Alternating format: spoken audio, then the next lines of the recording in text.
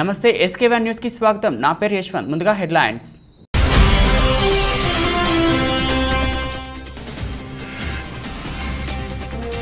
దేశంలో విజృంభిస్తున్న కరోనా, కొత్తగా 83,809 పాజిటివ్ కేసులు।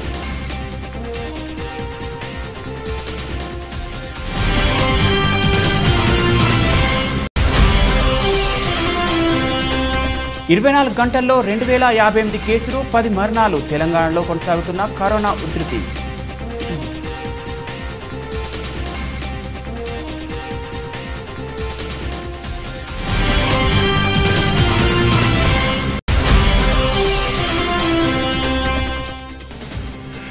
నాలుగు నిమిషాల్లో గుండెను 3.6 కిలోమీటర్లు తీసుకెళ్లిపోయారు। హార్ట్ ట్రాన్స్పోర్టేషన్లో హైదరాబాద్ పోలీసులు సక్సెస్।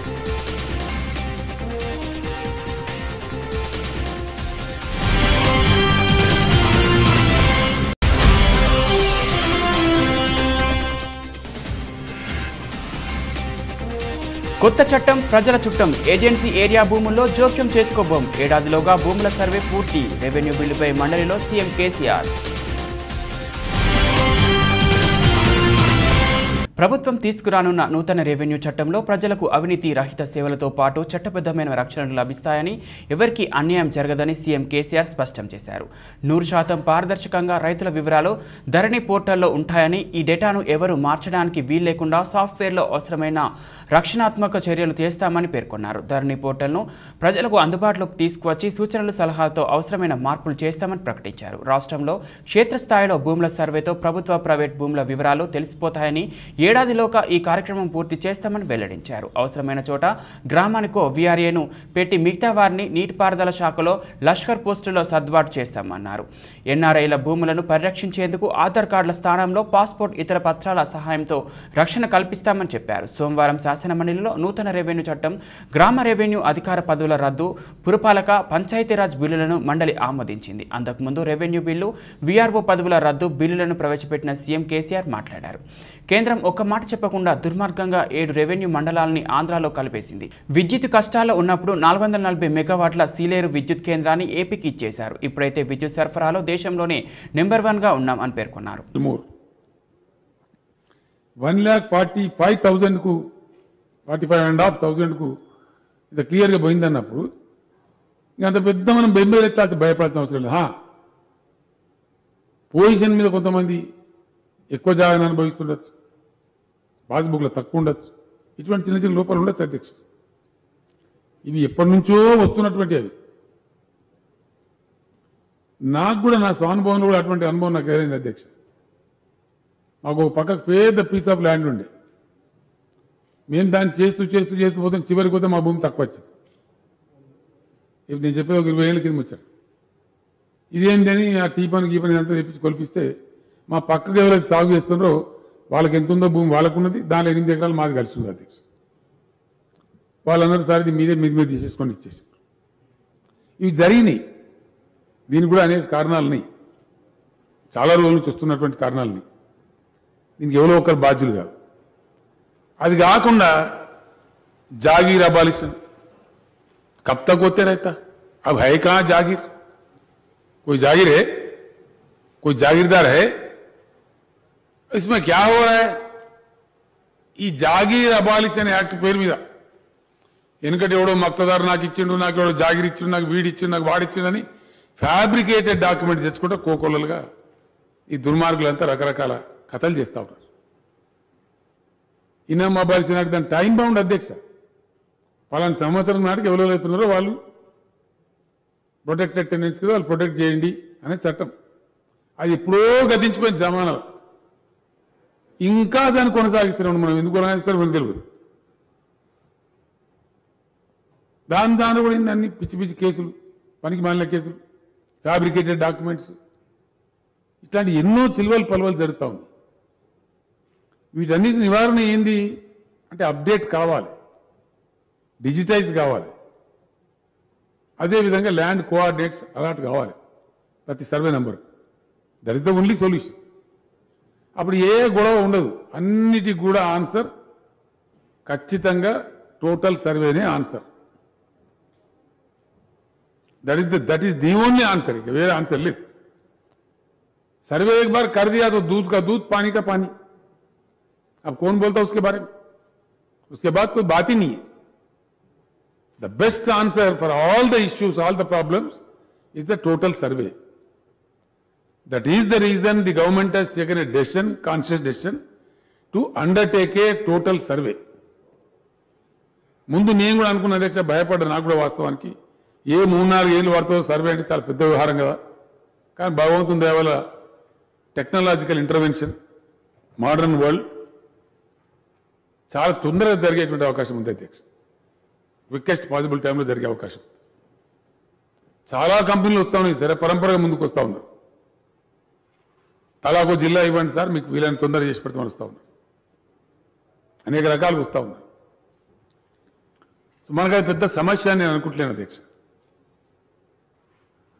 ఆ విధంగా దాంట్లో ముందుకు పోతాం. అవన్నీ కూడా జరుగుతాయి అధ్యక్ష. శ్రీధర్ బాబు గారు మిత్రుడు ఇంకా కొన్ని విషయాలు కూడా చెప్పారు. ఈ చట్టం గిట్ల సంగతి అని చెప్పి సేవింగ్ క్లాజ్ అని పెడతారు శ్రీధర్ బాబు గారు. ఇది ఈచ్ అండ్ ఎవ్రీ యాక్ట్ మనం కూడా పెట్టుకున్నాము. ట్రబుల్ షూటర్ అని కూడా ఇంకోటి పెడతారు. ఫ్రమ్ అవుట్ ఆఫ్ దిస్ ఏదైనా ట్రబుల్ వచ్చినట్టయితే ఏం చేయాలి, డిఫికల్టీ అని కూడా పెడతారు. మన చట్టంలో ఉంది, మనం కూడా పెట్టాం. Any difficulty arising out of this, అది పెట్టుకుంటాం అధ్యక్ష. ప్రొవిజన్ కామన్గా పెడతారు, అది మనం కూడా పెట్టుకున్నాం. కాబట్టి మనకు అంత పెద్ద సమస్యలు రావు. దెబ్బనేదైనా వస్తే ఏముందంటే దాన్ని ఆర్డినెన్స్ కూడా ఇష్యూ చేసుకుంటాం. ఒక విల్ కావాలి, where there is a will there is a way. చట్టం పగడబంది అమలు చేయాలనుకున్న తర్వాత not a big deal, it is in our hands. House సెషన్లో ఉంటే యాక్ట్ అయితే చేసుకుంటాం, లేదంటే ఆర్డినెన్స్ ఇష్యూ చేసుకోవడం రొటీన్ ప్రాక్టీస్ అది గవర్నెన్స్లో. మళ్ళీ అడుగు కాగానే దాన్ని బిల్ చేసుకుంటాం. ఇది సహజంగా జరిగేది అధ్యక్ష, అందరికి తెలిసే విషయమే. బట్ అంత సీరియస్ ప్రాబ్లమ్స్ ఏం లేవు. అయితే అధ్యక్ష, ఇప్పుడు మిగిలిన యాక్ట్లన్నీ కూడా అట్లే ఉంటున్నాయి, తీసేస్తలేము. కొన్ని ఉన్నాయి, 2-3 ఉన్నాయి, రాబోయే రోజుల్లో తీసేస్తాం, వాటిని రిపీల్ చేస్తాం. అవసరం లేదు. దాంట్లో నుంచి మళ్ళీ కొద్దిగా లిటిగేషన్ పుట్టుకొస్తుంది కాబట్టి, అనవసరమైనటువంటి గందరగోళాలు వస్తున్నాయి కాబట్టి అది ఒకసారి ఇంకా సమీక్ష చేయమని చెప్పినాను. దీంతోనే పాటు పెడదామని అనుకున్నాం. నేను చీఫ్ సెక్రటరీ గారికి, మా లా సెక్రటరీ గారికి, ఇతర ఎక్స్పర్ట్స్ చెప్పినాం. Let it not be hasty. ఏదైనా పేదలకు ఉండే ప్రొడక్షన్ గిట్ట పోగలదు ఆయనతో తొందరపాట్లో. కాబట్టి తర్వాత చూడండి వాటి నుంచి చెప్పినాం. అవి కన్వీనియంట్గా మెల్లగా చూస్తారు అధ్యక్ష, తొందర ఏం లేదు. దీంతో ఒక బిగినింగ్ వస్తుంది మనకు. దీని తర్వాత అందరు కూడా ఇంకో మాట చెప్తున్నారు. మాకు స్పష్టత ఉంది అధ్యక్ష, 2-3 విషయాలలో చాలా స్పష్టత ఉంది. ఒకటి, ఇంకో విషయం కూడా నేను చాలా స్పష్టంగా చెప్పదలుచుకున్నాను అధ్యక్ష. ఇది ప్రజలకు తెలియాలి. నేను ఎవరినో విమర్శించడానికి ఇంకో దానికో చెప్తలేను. గతంలో అవలంబించబడ్డ విధానం ఏదైతే ఉందో చాలా చాలా అశాస్త్రీయంగా ఉంది. Assignment which was done was most unfortunate and most unscientific. భూములు పంచడం అంతే. ఆ పంచడం ఎట్లుందంటే చాట్ల తౌడు పోసి కుక్కల కొట్లాడి పెట్టినది ఉన్నది అధ్యక్ష. ఇలా సూర్యాపేట జిల్లా మఠంపల్లి కథ ఏంది అధ్యక్ష? ఆడ ఉండేది 15,000-1600 ఎకరాల భూమి మీద 9,000 ఎకరాలకు సర్టిఫికెట్లు ఇచ్చింది. 9,000, 9,000 ఎకర్స్కి ఇచ్చారు. ఇష్టారాజ్యం.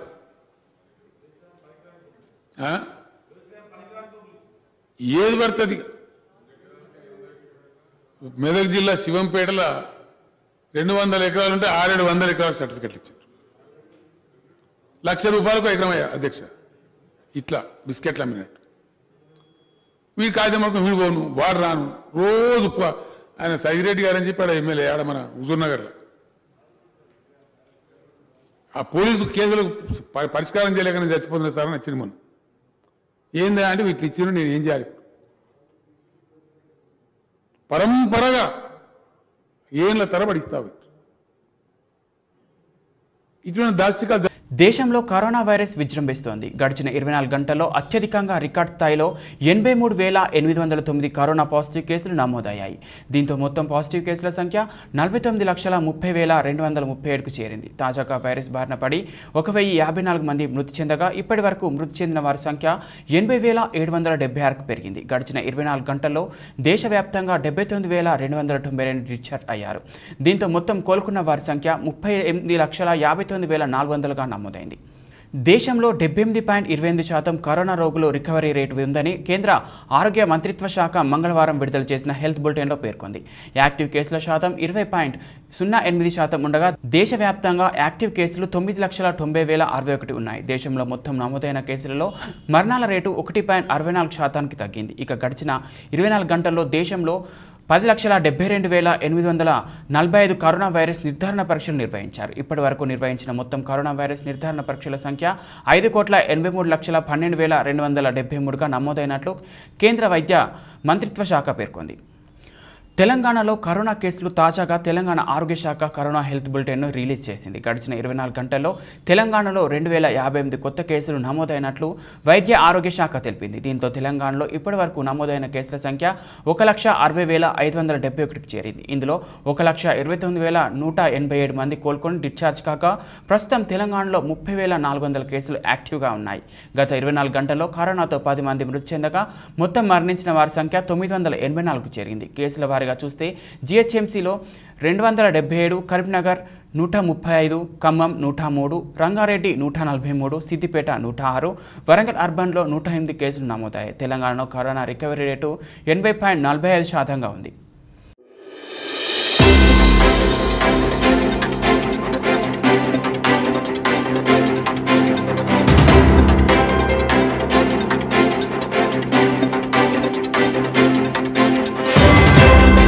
హైదరాబాద్ పోలీసులో మరోసారి సక్సెస్ అయ్యారు. లైవ్ హార్ట్ను లగ్డీ కపూర్లోని గ్లోబల్ హాస్పిటల్ నుంచి బంజారాహిల్స్లోని కేర్ హాస్పిటల్కి తరలించడంలో విజయవంతమయ్యారు.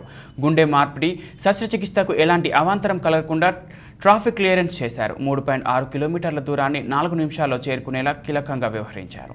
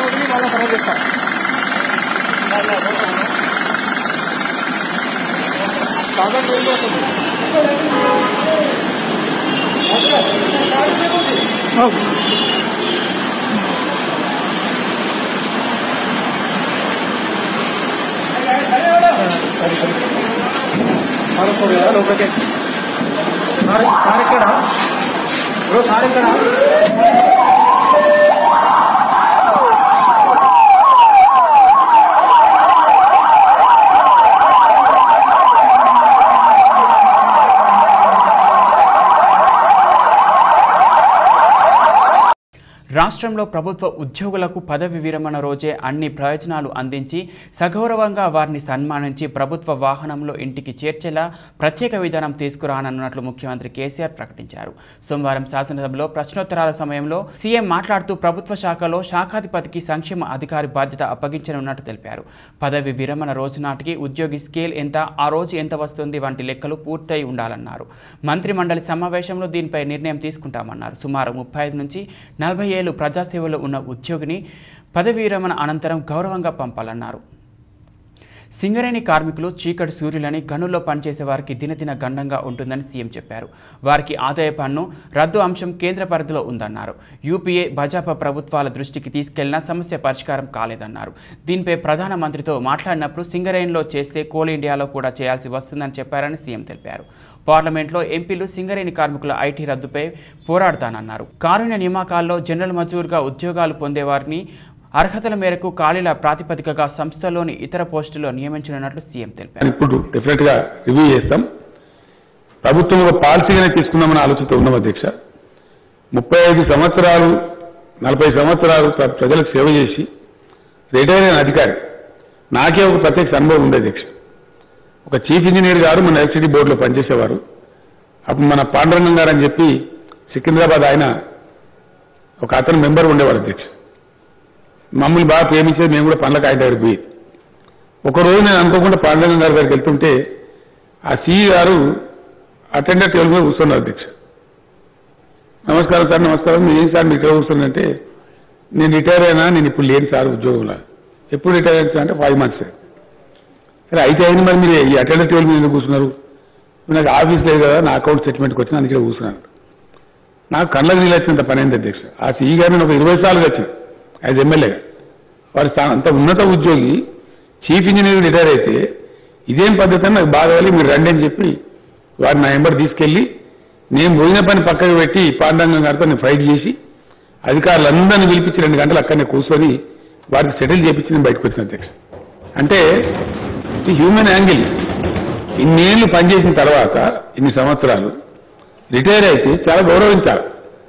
మొన్న కూడా నేను చెప్పిన అధ్యక్ష, మళ్ళీ కూడా చెప్తా ఉన్నా, మేము డెఫినెట్ నెక్స్ట్ క్యాబినెట్లో సీరియస్ డెసిషన్ తీసుకొని హెచ్ఓడీలందరినీ కూడా head of the department and welfare officer of the employees అని పెట్టమని చెప్పి కూడా నేను చెప్తా ఉన్నా.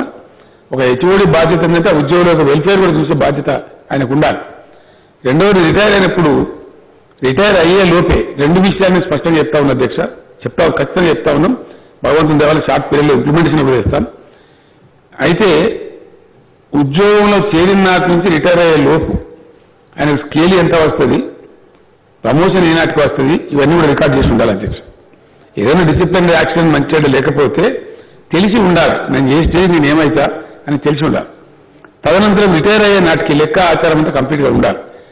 రిటైర్ అయ్యే రోజు వరకే ఆ ప్యాక్ తయారు చేసి రెడీగా పెట్టి రిటైర్ అయిన రోజున ఆయన ఏ సెక్షన్, ఏ డిపార్ట్మెంట్ ఎక్కడైతే అక్కడ, ఏ కార్యాలయం అయితే అక్కడ మొత్తం రాష్ట్ర వ్యాప్తంగా ఒక చిన్నపాటి సన్మానం ఏర్పాటు చేసి ఒక పూలదండ వేసి శాలువ కప్పి ఆయన సేవలను కొనియాడి ప్రభుత్వ వాహనంలోనే వారి ఇంటి దగ్గర దించేవారు అధ్యక్ష, ప్యాక్ చేతిలో పెట్టి.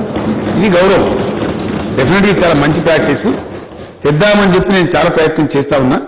100% షార్ట్ పీరియడ్లో చేస్తాను విశ్వాసం నాకుంది తప్పకుండా. ఎందుకంటే ప్రభుత్వ ఉద్యోగం సోషల్ మీడియా దిగ్గజాలు ఫేస్బుక్, వాట్సాప్, గూగుల్ వంటి ఓటీటీ సేవలను అందిస్తున్న ప్లాట్ఫామ్లకు ఎలాంటి నిబంధనలు అవసరం లేదని టెలికాం వాచ్డాగ్ సోమవారం తెలిపింది. సంభావ్య పరిమితుల ముప్పును పక్కన పెట్టి ఓవర్ ది టాప్ కమ్యూనికేషన్ సేవలకు ప్రస్తుతం రెగ్యులేటరీ ఫ్రేమ్వర్క్స్ అవసరం లేదని telecom regulatory authority of India ఒక ప్రకటనలో తెలిపింది. ప్రస్తుతం సూచించిన చట్టాలు, నిబంధనలకు మించి ఓటీటీ లాంటి వివిధ అంశాల కోసం సమగ్ర నియంత్రణ చట్టాన్ని సిఫారసు చేసేందుకు ఇది సరైన సందర్భం కాదు అని ట్రాయ్ స్పష్టం చేసింది. ఓటీటీ సేవల గోప్యత, భద్రతకు సంబంధించిన రెగ్యులేటరీ జోక్యం అవసరం లేదని కూడా ట్రాయ్ వెల్లడించారు.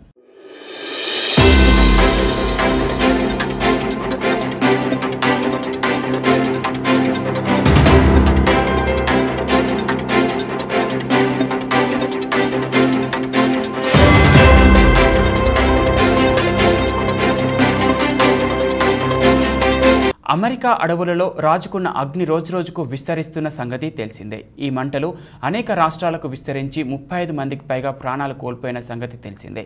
దీని గురించి విపక్షాలు డొనాల్డ్ ట్రంప్ను ప్రశ్నించాయి. తన ప్రచారంలో ఎక్కడా కాలిఫోర్నియా ఫైర్ గురించి మాట్లాడలేదని నిలదీశాయి.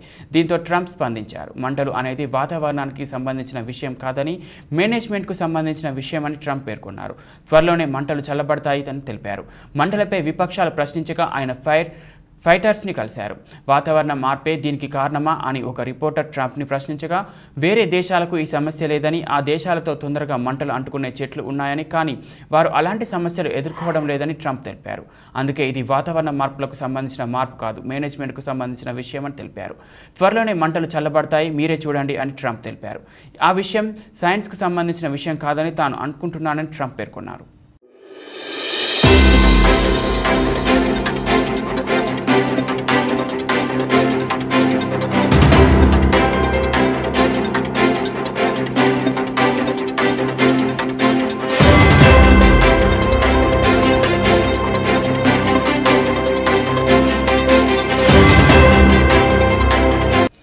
టీఆర్ఎస్ పాలనలో ప్రజలు అనేక ఇబ్బందులు పడుతున్నారని సంగారెడ్డి కాంగ్రెస్ ఎమ్మెల్యే జగ్గారెడ్డి వ్యాఖ్యానించారు.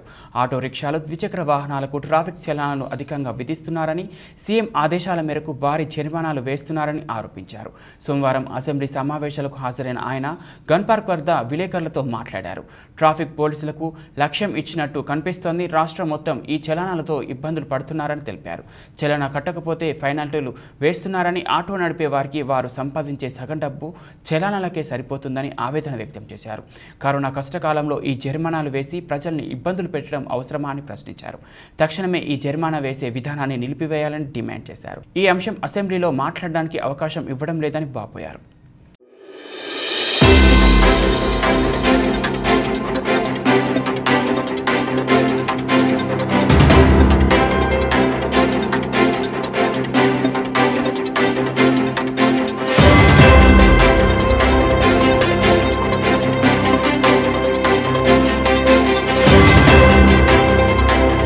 అండర్ గ్రాడ్యుయేట్, పోస్ట్ గ్రాడ్యుయేట్ విద్యార్థులకు ఆన్లైన్లో పరీక్షలు నిర్వహించడానికి వీల్లేదని, భౌతికంగానే నిర్వహించాలని కళాశాల సాంకేతిక విద్యా కమిషనర్ అన్ని కళాశాలలకు ఈ నెల 11న ఉత్తర్వులు జారీ చేశారు. అదే కమిషనర్ ఆటానమస్ కళాశాలలు తమకు ఇష్టమైన రీతిలో పరీక్షలు నిర్వహించుకునే స్వేచ్ఛ ఇస్తూ 12న మరో ఉత్తర్వు ఇచ్చారు. ఇలా పరస్పర విరుద్ధంగా పొంతన లేకుండా ఆదేశాలు జారీ చేస్తే ఎలా అని ధర్మాసనం ప్రభుత్వాన్ని ప్రశ్నించింది. కోవిడ్ విజృంభిస్తున్న నేపథ్యంలో ఆన్లైన్లోనే పరీక్షలు నిర్వహించేలా ఆదేశించాలంటూ కాంగ్రెస్ పార్టీ అనుబంధ విద్యార్థి సంఘం ఎన్ఎస్యుఐ తెలంగాణ శాఖ అధ్యక్షుడు బివి నర్సింగ్రావు, గరీబ్ గైడ్ స్వచ్ఛంద సంస్థ వేర్వేరుగా దాఖలు చేసిన ప్రజాహిత వ్యాఖ్యలను ప్రధాన న్యాయమూర్తి justice RS Chauhan, justice B Vijaysen రెడ్డితో కూడిన ధర్మాసనం మరోసారి విచారించింది.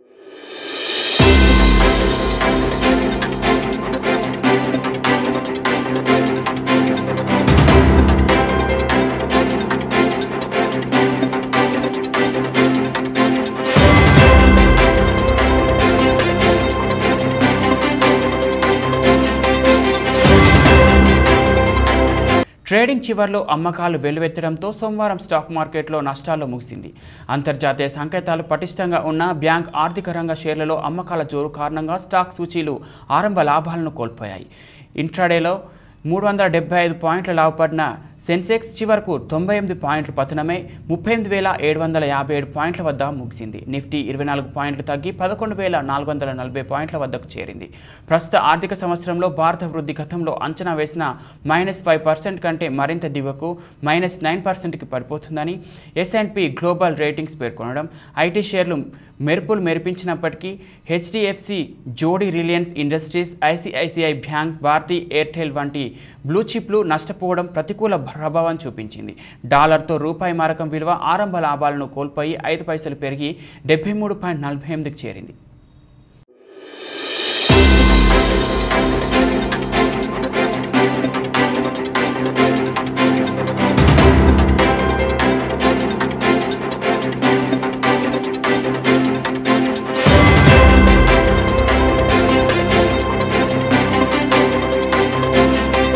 ఇంగ్లాండ్ గడ్డపై ఆస్ట్రేలియా చేజేతులా ఓటమిని కొని తెచ్చుకుంది. ఆదివారం జరిగిన రెండో వన్డేలో ఇంగ్లాండ్ 24 పరుగుల తేడాతో ఆస్ట్రేలియాపై విజయం సాధించింది. 232 పరుగుల లక్ష్యంతో బరిలోకి దిగిన ఆస్ట్రేలియా 48.4 ఓవర్లలో 207 పరుగులకే ఆల్అవుట్ అయింది. కెప్టెన్ ఫించ్ అర్ధ సెంచరీ సాధించగా లబ్షేన్ క్యారీ రాణించారు. 37 పరుగులకే 2 వికెట్లు కోల్పోయిన ఫించ్, లబ్షేన్ మూడో వికెట్కు 107 పరుగులు సాధించడంతో జట్టు గెలుపు దిశగా సాగింది. అయితే లబ్షేన్ను వోక్స్ అవుట్ చేశాక జట్టు పతనం వేగంగా సాగిపోయింది. 21 బంతుల వ్యవధిలో 4 వికెట్లు కోల్పోయిన కంగారూలు ఆ తర్వాత కోలుకోలేకపోయారు. 65 పరుగుల తేడాతో చివరికి 8 వికెట్లు కోల్పోయి ఆ జట్టు ఓటమి పాలైంది. Player of the match Archer Sam Curran ప్రత్యర్థిని పడగొట్టారు. అంతకుముందు ఇంగ్లాండ్ 50 ఓవర్లలో 9 వికెట్లకు 231 పరుగులు చేసింది. 3 మ్యాచ్ల సిరీస్లో 2 జట్లు ప్రస్తుతం 1-1తో సమానంగా ఉండగా మూడో వన్డే రేపు జరుగుతుంది. వీకెండ్లో సరదాగా ఆటపాటలతో ఎంజాయ్ చేసిన బిగ్ బాస్ ఇంటి సభ్యులు సోమవారం రాగానే మళ్ళీ గేమ్లోకి ఎంటర్ అయ్యారు. మొదటి వారం పూర్తి చేసుకున్న బిగ్ బాస్ హౌస్ సోమవారంతో రెండో వారంలోకి ప్రవేశించింది. ఆరంభం నుండే బిగ్ బాస్ సీజన్ 4 చప్పగా సాగుతుందని టాక్ వినిపిస్తున్న విషయం తెలిసిందే. అయితే ప్రోమోల రూపంలో మాత్రం నెటిజన్లలో హైప్ క్రియేట్ చేస్తున్నారు బిగ్ బాస్. తాజాగా విడుదల చేసిన ప్రోమో చూస్తుంటే బిగ్ బాస్ హౌస్లో రెండో వారం నామినేషన్ ప్రక్రియ మొదలైంది. ఇప్పటికే కంటెస్టెంట్లో ఒకరికొకరి మధ్య సరైన అవగాహన లేదన్న విషయం కొట్టొచ్చినట్లుగా కనిపిస్తుంది. దీన్ని ఆసరాగా చేసుకున్న బిగ్ బాస్ మరోసారి వారి మధ్య చిచ్చు పెట్టేందుకు సిద్ధపడ్డారు. సోమవారం బిగ్ బాస్ తమ కంటెస్టెంట్లకు ఓ టాస్క్ను ఇచ్చారు. ఇంటి లోపల ఓ పడవను ఏర్పాటు చేసి అందులోకి అందరినీ ఎక్కమని చెప్పారు. సభ్యులందరూ పడవ ఎక్కిన తర్వాత ఎట్టి పరిస్థితుల్లోనూ దిగేందుకు వీల్లేదని తెలిపారు. పడవ తీరం చేరుకున్నాక హారన్ కొట్టిన వెంటనే ఓ ప్యాసింజర్ ఖచ్చితంగా దిగాలని నిబంధన పెట్టాడు. అలా ఎవరైతే పడవ నుంచి దిగుతారో వారు ఈ వారం నామినేషన్ అవుతారని పేర్కొన్నాడు. దీంతో ఇంట్లోని వారిలో ఎవరిని పడవ నుంచి దింపేయాలన్న సందేహం మొదలైంది. అయితే ముందు నేనే దిగి వెళ్ళిపోతానంటూ గంగవ్వ సిద్ధపడింది. దీంతో గంగవ్వను ఆపేందుకు మిగిలిన వారందరూ ప్రయత్నిస్తున్నట్లు కనిపిస్తోంది. మధ్యలో నోయల్ కల్పించుకొని అందరితో మంచి రిలేషన్ ఉన్నందున ఆ బంధం తెగిపోవద్దని అలా దిగిపోతానంటూ ఉందని అంటున్నారు. అయితే ఎవరిని ఉద్దేశించి ఆ మాటలు అన్నాడో పక్కగా తెలియదు. బులెటిన్ ముగించే ముందు హెడ్లైన్స్ మరోసారి.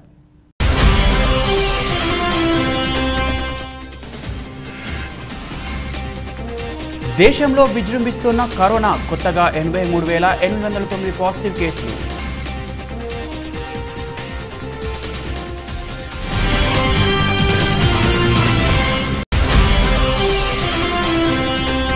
ఇరవై 24 గంటల్లో 2,058 కేసులు, 10 మరణాలు. తెలంగాణలో కొనసాగుతున్న కరోనా ఉధృతి.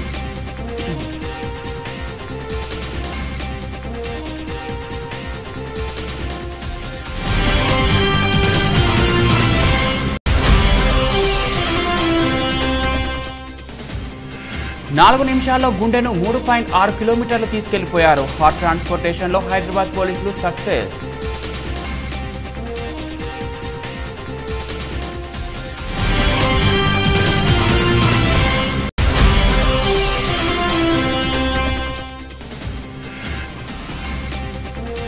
కొత్త చట్టం ప్రజల చుట్టం, ఏజెన్సీ ఏరియా భూముల్లో జోక్యం చేసుకోబోం. ఏడాదిలోగా భూముల సర్వే పూర్తి. రెవెన్యూ బిల్లుపై మండలిలో సీఎం కేసీఆర్.